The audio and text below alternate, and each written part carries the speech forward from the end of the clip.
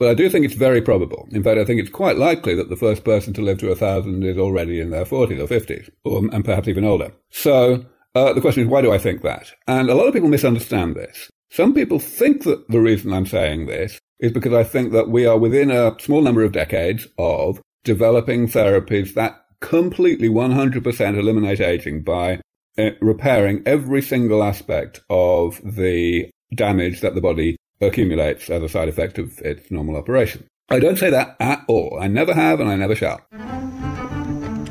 Hello, boys and girls, or whatever. My name is Captain Jack Sparrow. I take it some of you have heard of me. You may have also heard whisperings and rumours that Jack Sparrow be recruiting a crew to undertake a voyage to the Fountain of Youth. Not true. Of course not. But even if it weren't not true, you wouldn't be interested in joining me, would you? Eh? Welcome to Fringe FM, the podcast that explores the edges of human understanding and looks at the technologies, trends, and societal norms shaping our collective future. Here, the world's top minds share their insights and predictions on the convergence, direction, and ethics of exponential technologies transforming life as we know it. You can learn more and stay up to date at fringe.fm.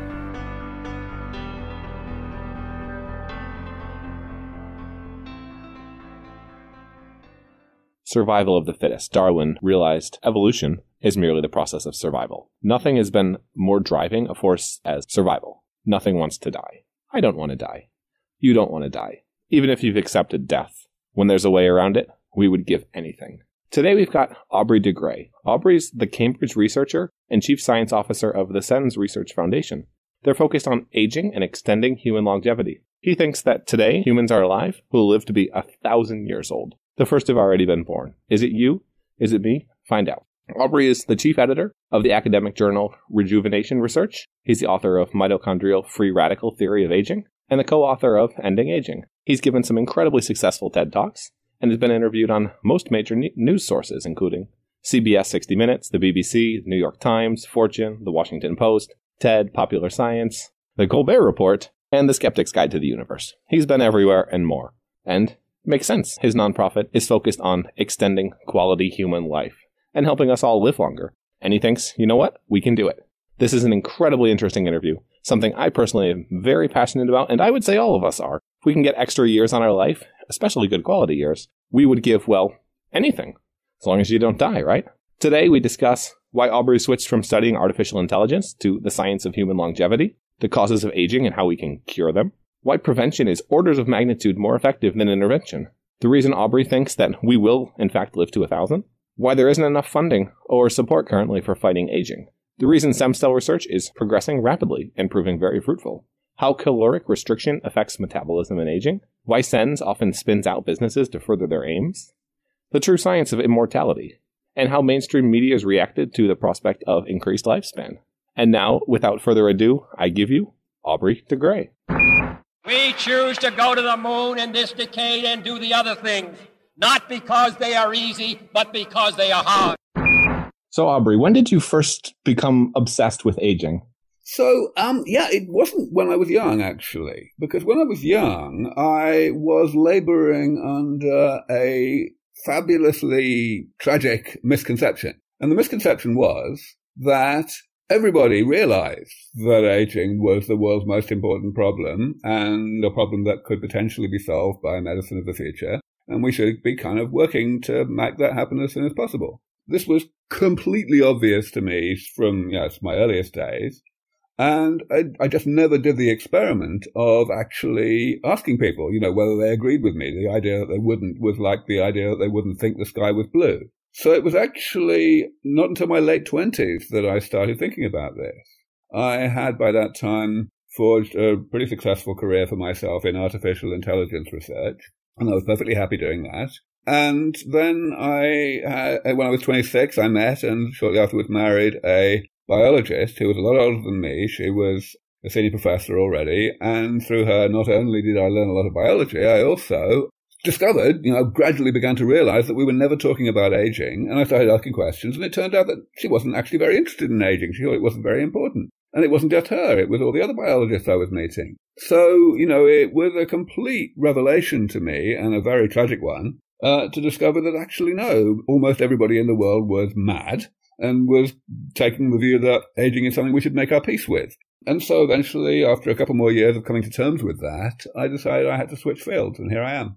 And it's the problem of when you're getting attacked, don't ask someone for help. Don't ask everyone for help. Ask someone for help. Is it a tragedy of the commons scenario, or is it just something that people thought was quite literally impossible? I think it's a multi-layered thing, actually. Certainly, I believe that almost everybody had convinced themselves, and indeed, of course, still today, we haven't by any means completely solved this problem, had convinced themselves that aging is absolutely inevitable, that the medical control of aging on the same scale that we can medically control most infections was something akin to creating perpetual motion.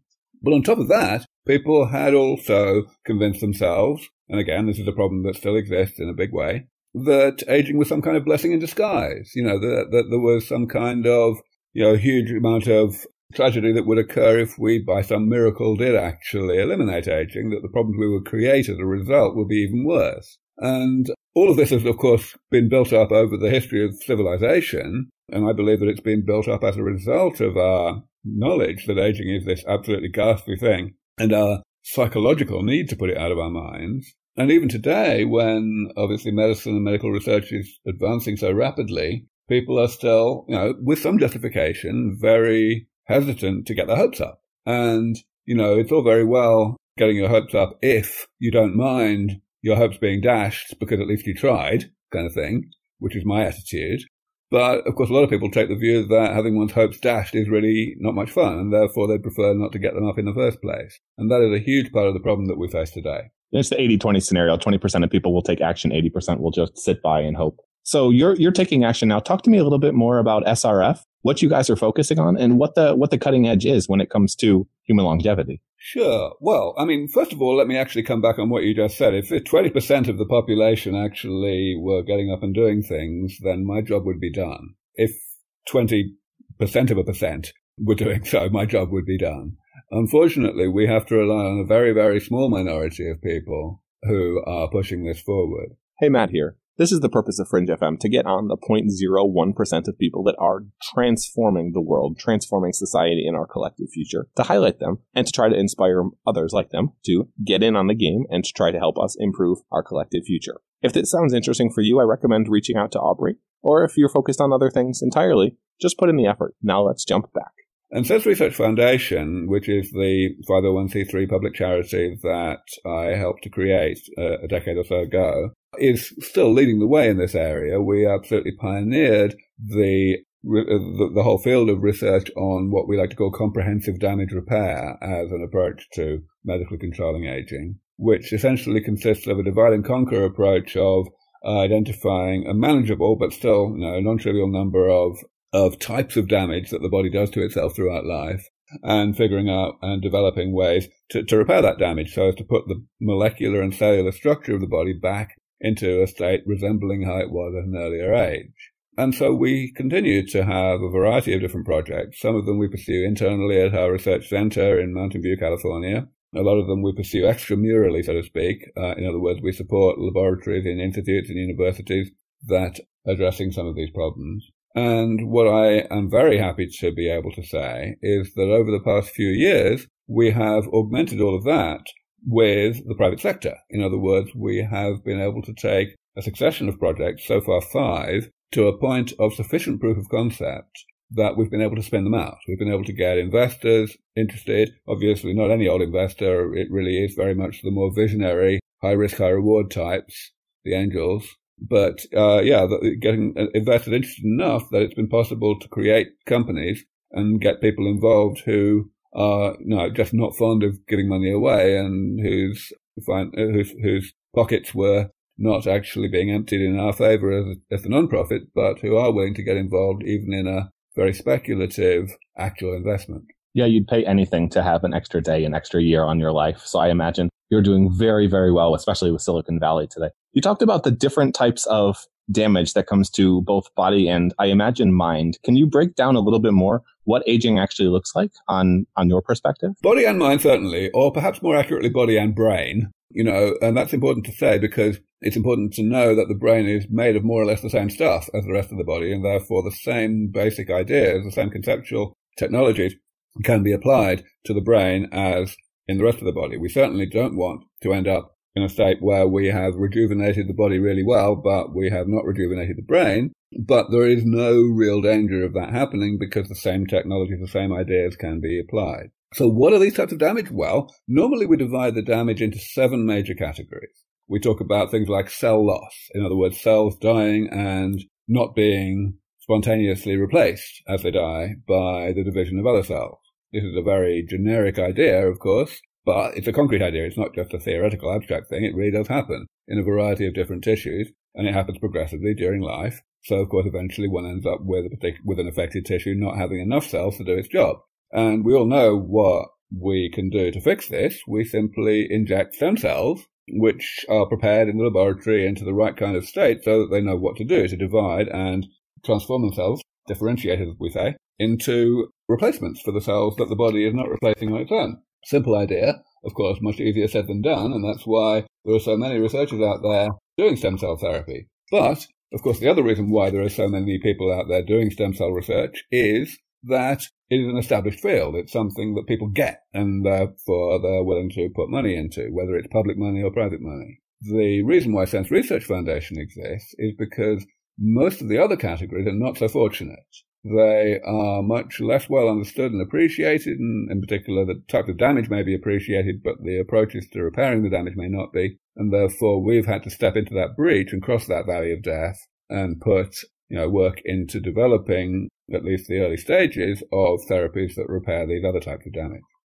How much is your work held back by religious values and politics? Well, okay, let's do those two questions separately. Religious values, one, and then politics. So religious values, very little. That may change. It may be that as this begins to really grow and become a big deal in society overall, not just the problem but the solution, that there is more debate in this area. But so far, what's happened is that insofar as religious people start to think about this and start to be concerned that this is in some way, diverting God's plan or whatever, that it's actually rather easy to change their minds. My standard approach is to say, well, look here, the idea here is not to extend life. The idea is to extend healthy life. And of course, we know, and we do not want to shy away from the fact that extending healthy life will have the side effect of extending life on average. But all that means is, number one, we are alleviating suffering. We are doing exactly what Holy Scripture, whether it's the Bible or the Quran or whatever, tells you to do. We're actually improving people's quality of life, which seems to be the right thing to do. So you can certainly argue that it would be a sin not to be working on this. Secondly, insofar as this could be considered to be disrupting God's plan, well, last time I looked, God was supposed to be omnipotent, right? So, he can perfectly well strike you down with a thunderbolt however healthy you are. So, it's very hard to make an argument that we're in any way usurping God in this. What about with stem cell research? I know that's not mainly your topic.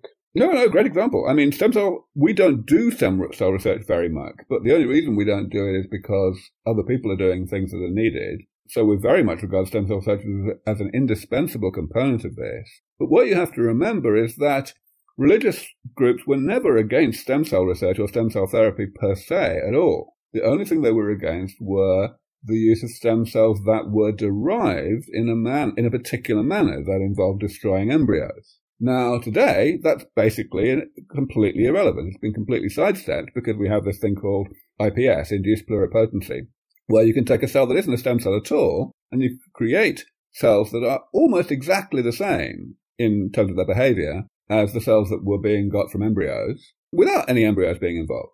So the whole ethical issue that underpinned the politics around stem cells in early this century, has completely gone away. When did that come around, and how closely are you working with people in related fields, say clean meat manufacturing, synthetic biology, et cetera, that are focused not on extending life but on similar systems? So first of all, when did IPS come along? It was really kickstarted by one paper that was published by a Japanese group, the group of Shinya Yamanaka, in 2006.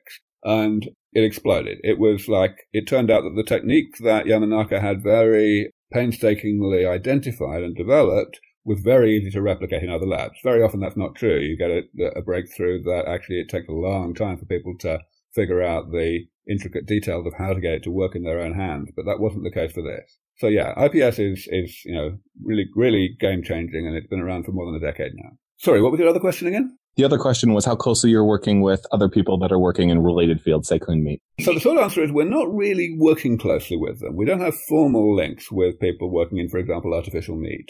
But I do certainly pay strong attention to those groups. And also, for that matter, to groups not necessarily working in biotech per se, but in other transformative technologies like artificial intelligence and renewable energy and so on. And a large part of the reason I pay attention is not just recreationally because of personal interest, but because the progress that is made by those groups in those areas will actually play a big role in ensuring that when we do bring aging under medical control, we will not create new problems that are really difficult to address. So, for example, let's just take overpopulation. People say, oh dear, well, we put all the people, we've got this problem of climate change and so on today, because there's too many people. It's going to get worse if people are not dying anymore. And of course, that's only a credible concern if we make the assumption that people are going to carry on generating the same kind of amount of pollution per person that they do today, which is, of course, complete nonsense if you have already got technologies to replace fossil fuels with solar energy and to replace, agriculture and methane production by cows and so on with artificial meat that actually tastes good. And so on, whether, of course, there's a variety of other technologies that would need to be involved as well, desalination and so on. But you get the idea. This is incredibly thoughtful here by Aubrey, and I just wanted to point this out. Too many technologists do not look into the potential implications of what they're working on and what will happen if they are, in fact, successful. I like here that Aubrey is working with leaders in the space and addressing some of the challenges. If we do live longer, what the hell do we do? We got one planet, we got so many resources, and we're polluting the hell out of it.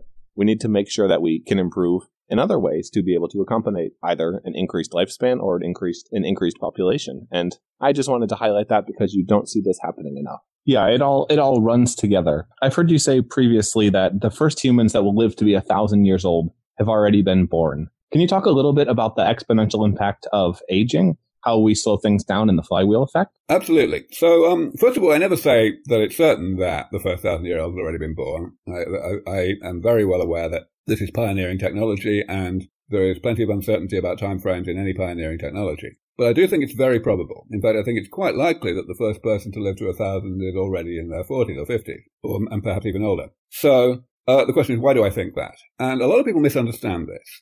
Some people think that the reason I'm saying this is because I think that we are within a small number of decades of developing therapies that completely 100% eliminate aging by repairing every single aspect of the damage that the body accumulates as a side effect of its normal operation. I don't say that at all. I never have and I never shall. The actual thing I say is that we will probably never have therapies that are completely 100% perfect, but that we don't need to have those therapies because what we have is a window of opportunity provided by the way that the body is already set up. Essentially, the body is set up to tolerate a certain amount of its own self-inflicted damage without significant physiological impact in terms of physical and mental performance, and therefore without substantial risk of death.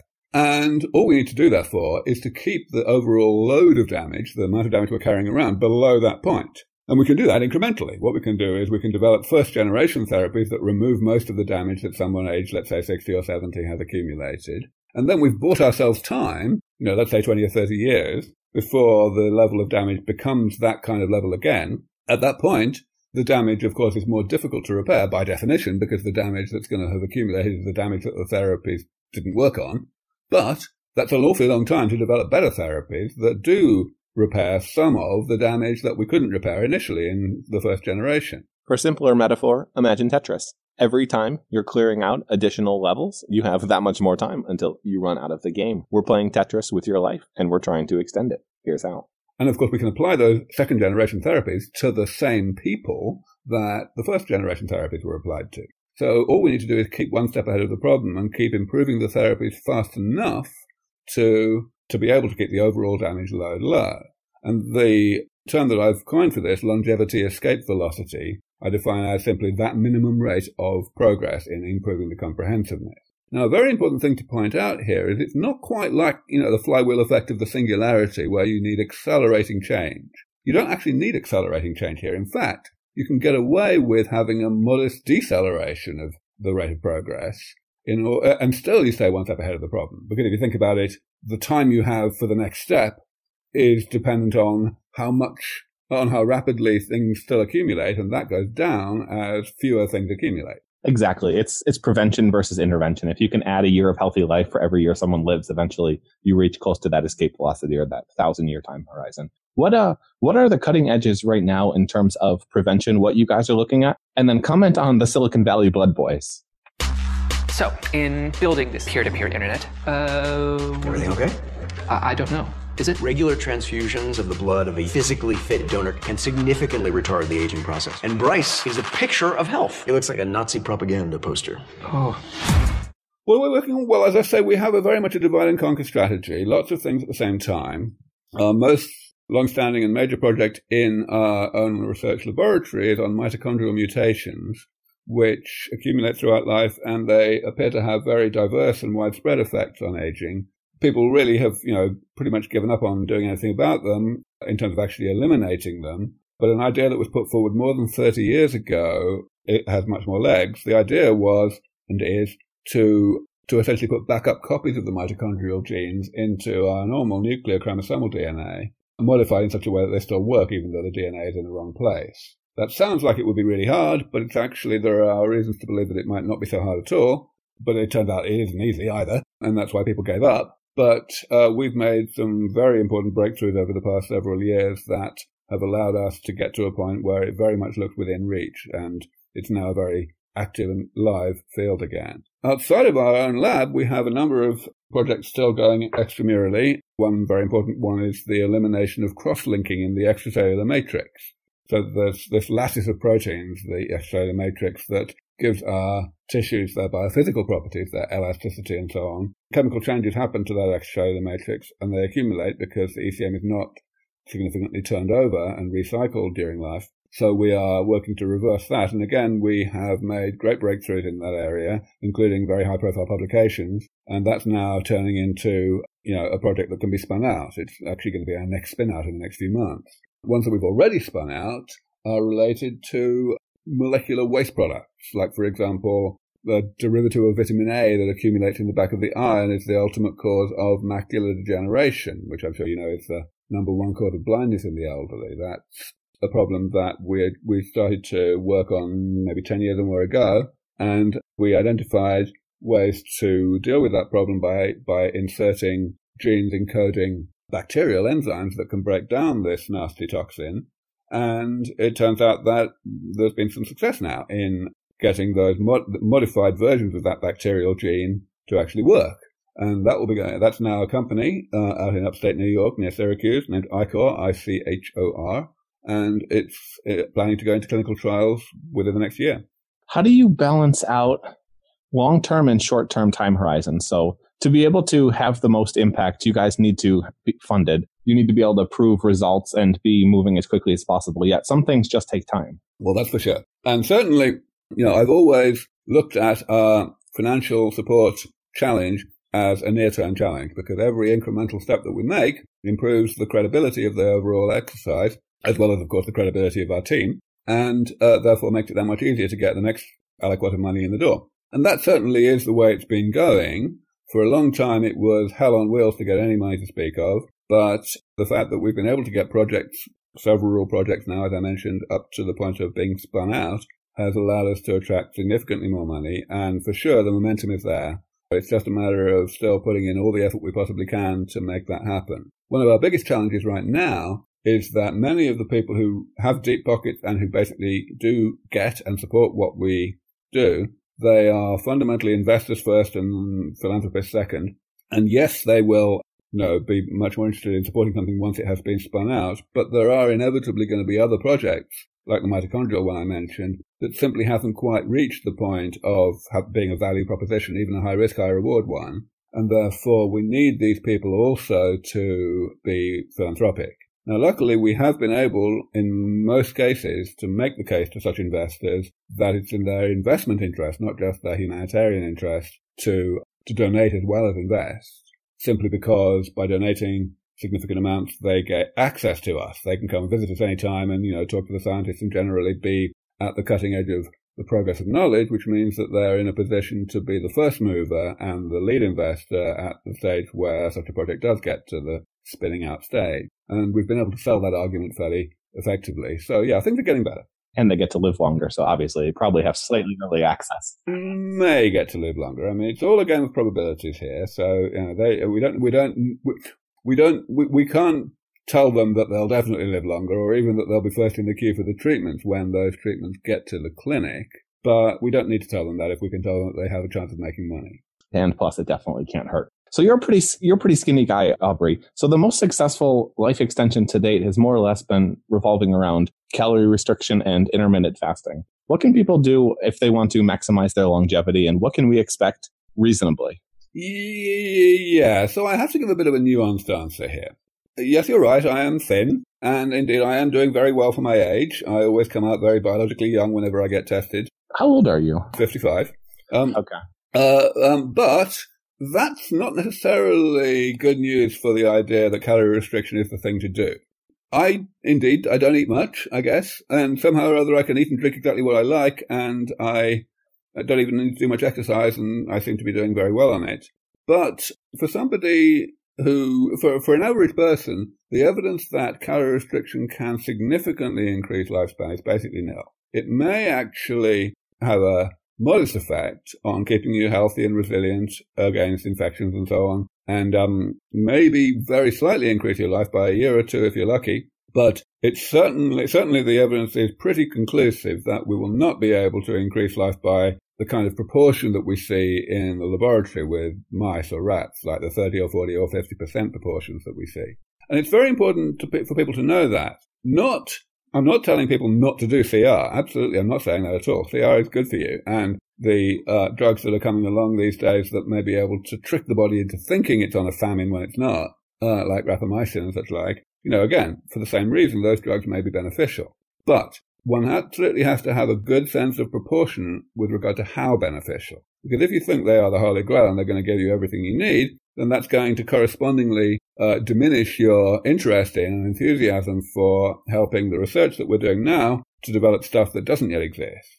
I firmly believe that we need much more understanding of what the disparity is between what we can do today and what we have a good chance of being able to do in the future, in order to motivate people to bring that future closer. How do you balance that? Because you are essentially researching or seeking the fountain of youth, so to speak. There's a lot of ways that it could go wrong, or people could think certain things. Do you have to take any special precautions to not set unrealistic expectations? I have the opposite problem. People already have unrealistically pessimistic expectations. Now, a number of my colleagues who work in the biology of aging feel that that's the way it ought to be, that, it's better to err on the side of caution.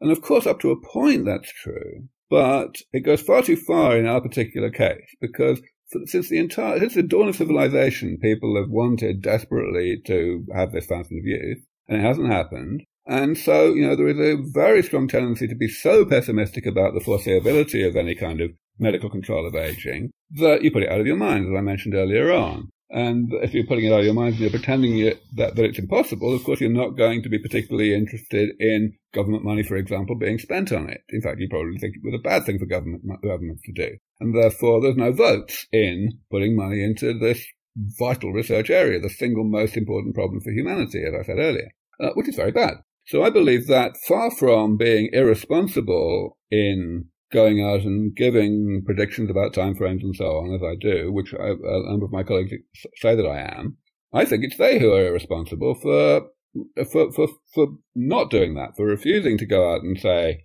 what they think is actually likely to happen and how soon. Because people are making up their own answers to that question, and those answers are unrealistically over-pessimistic. Every movement requires a charismatic salesman to get out there and make that dream a reality. Steve Jobs, Elon Musk, both of them have created incredible empires, and they had to be the face. They had to get out there, get public support, and build it up. I like that Aubrey here is doing this and bringing this up, because as you are trying to create a better world, it is incredibly important to both build interest on things that actually do matter. If there's not enough public support, then we stick with sports, short-term mindsets, and things that do not matter. Hence why we're having Aubrey on. And because of it, we'll kill them earlier, because they're living their life in that way. Well, it's partly because they will live their life in a way that doesn't maximize their potential. But it's worse than that. The main thing is they are living their life in a way that is not maximizing the speed at which we develop new therapies. So in other words, they are not maximizing their own probability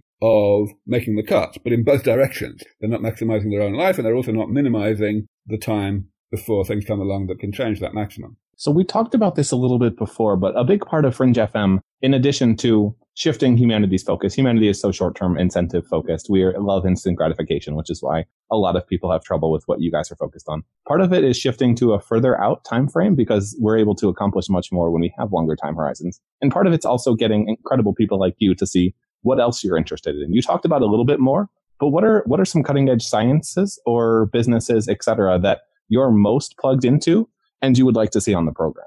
Well, plugged into is probably an exaggeration, because as you have said, I'm a busy guy and, I don't have enough time to really get in-depth knowledge of other fields. I'm more only recreational, really. But really, you name it, everything that is pioneering and potentially transformative is the kind of thing you ought to have on the show. Whether it's renewable energy or artificial meat or desalination or artificial intelligence for automation or, space travel, all of these things can profoundly change the human condition, the quality of life that people have. And of course, in some cases, the quantity of life. But as I say, that is a side effect of quality. And quality is the most important.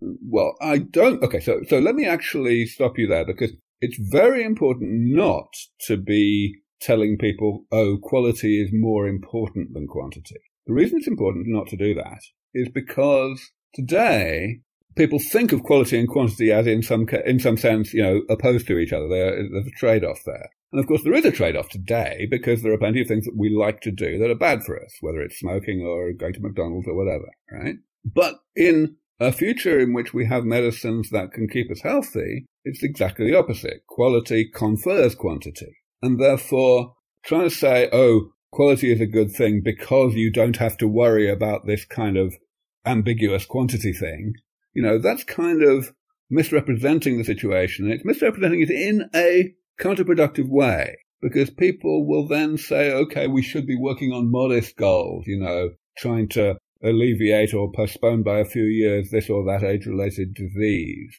And that's absolutely crazy. It misleads people. It gets people into spending money on the wrong research, to be perfectly honest. We need to be less scared than we currently are of that side effect, that quantity side effect of the quality improvement. No, you're very true. I was thinking more of a derivative in terms of area under the quality time horizon. I know you're very busy and have a bunch of other things you need to get to. I have two last questions for you. So when would you say, let's say I have a son now, realistically speaking, what would you put the odds at of him living to be greater than 150? 80%. Okay. What makes you so confident? 90. Okay. I'm of a similar mindset, especially considering all of the technologies that are slowly starting to merge into extending the effectiveness of your field, so to speak. And my last question for you would be, what do you need the most help with? Or if you had unlimited funding, what would you focus on? Those are two different questions, because the thing I need the most help with is funding. So, and this has been true for a very long time. When I started out in this field 20 odd years ago, I had three problems to solve. I had to figure out how to defeat aging. I had to figure out how to bring the experts together who were the world leaders that were most equipped to implement my plan to defeat aging. And then I had to find the money to let them get on and do the job. And, I was rather gratified that after only 5 years in the field, I came up with a fundamental plan, a new concept, the concept of comprehensive damage repair, that has stood the test of time. It's something that I immediately saw was a radical departure and was much more likely to succeed. And it turns out I seem to be right. So that was great. In terms of bringing the people on board, that also turned out to be a rather easy problem to solve. And in fact, I would say certainly by the early 2000s, I had basically done that. By no means all of the scientific community agreed that what I was saying was true, But I didn't need all the scientific community to say that. I only needed the right people, and that turned out to be an easy thing to actually achieve. So for more than a decade now, the only one of those three problems that has remained is the last one, the one of actually giving these people the wherewithal to get on and do the stuff. And, it is, as I say, the things are looking up these days, but I still spend far more of my time one way or another trying to fundraise than I do even, talking to my colleagues in the scientific community, which is pretty sad, really. Then, to answer the second question, what would I do? What would I be doing if I had infinite money? Well, basically the same as what we're doing now is just, with more people. Huge amounts of what we do could be going faster if they were just more parallelized, if they just had more manpower. There's obviously diminishing returns in that. They come to a point where, the limiting factor is simply the difficulty of the science, but we're probably an order of magnitude away from that right now.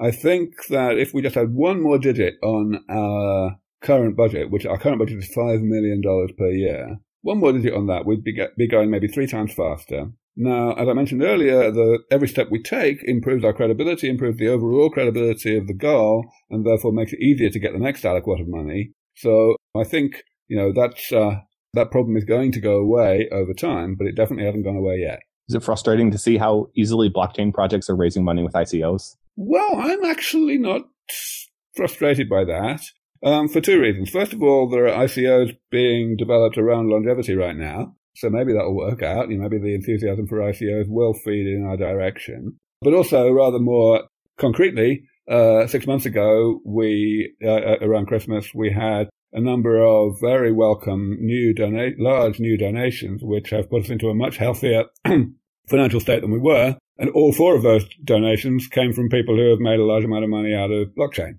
out of the explosion in cryptocurrencies. So, yeah, my view of the whole crypto hype is not quite so negative as you might think. And it's perfect if you have a nonprofit, you guys can take money, they can get some money off the tax books, and they can try to extend their life in the future. I know. Let's wrap this thing up. What would you like to leave listeners with? A challenge, a statement, something you'd like them to look into? Let's go with the challenge. The challenge is find a way to help. A lot of people, when they hear about what I have to say, they say, yeah, I like that idea. That's very important, but I am not equipped to make a difference in this area. I'm not a scientist. I'm not a billionaire. What can I do? That's bullshit. It's complete bullshit. First of all, there are people who have their own podcasts, who can perfectly well give greater exposure to this kind of thing. And obviously, I'm very grateful to you for playing that role. But beyond that, since the money is the number one problem by such a distance, all aspects of advocacy are important. People say, well, I don't have much money, I can't give much money. I always point out that the less money you have, the more people you know who have more money than you. In other words, the greater your relevant audience is for advocacy. So absolutely, get the hell out there. Know your stuff.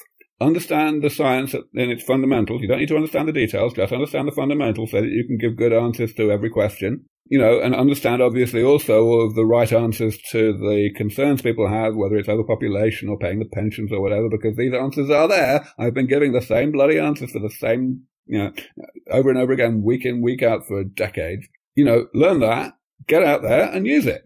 Change people's minds. You don't even have to change people's minds completely. If you meet someone who's vigorously opposed to this and you can just make them a little less sure, then they will be a little less vocal in dissuading other people to support this. And that's good enough. I know a number of billionaires who really, really support this and who really want to give us money. And the reason they don't is because their wives don't want them to. I am not kidding. So advocacy matters at every level, whether you're moving someone an inch away from committed opposition to less committed opposition, or whether you're moving someone from committed support to support that's committed enough to actually write a check, it doesn't matter. Anywhere on that spectrum, if you move people in the right direction, it's worth it. So get out there and be an advocate. Absolutely. Get out there, be an advocate, donate to the causes you support. And if you do, you get to avoid a little bit of those tax dollars, which are absolutely terrible. So check them out, guys. Where's the best place? Best place to go is, of course, our website, SENS.org, S for sugar, E for elephant, N for November, S for sugar.org.